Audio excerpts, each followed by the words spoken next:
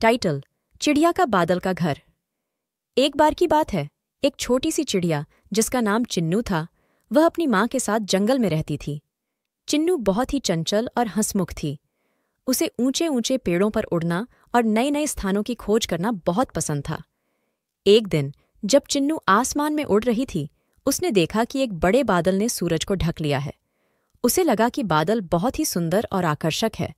उसने सोचा, क्या मज़ेदार होगा अगर मैं उस बादल में अपना घर बना सकूं। चिन्नू ने तुरंत अपनी माँ के पास जाकर अपनी इच्छा बताई। उसकी माँ ने हंसते हुए कहा, बादल में घर बनाना संभव नहीं है चिन्नू।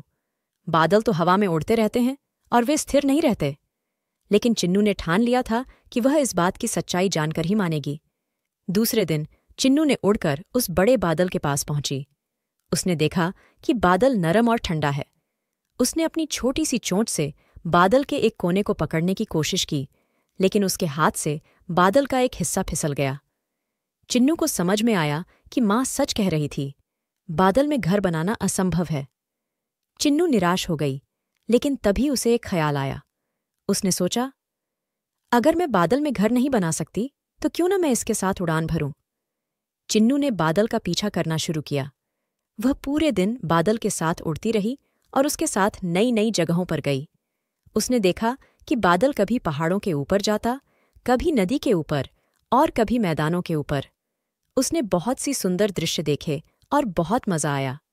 शाम होते होते चिन्नू ने सोचा, यह बादल तो मेरा घर नहीं बन सका, लेकिन इसने मुझे दुनिया की इतनी सारी सुंदरता दिखा दी। वह खुश होकर अपने घर लौटी और अपनी माँ को सारी बातें बताई।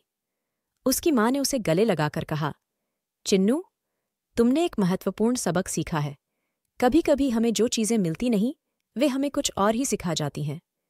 चिन्नू ने अपनी माँ की बात समझी और खुशी खुशी अपने घोंसले में सो गई।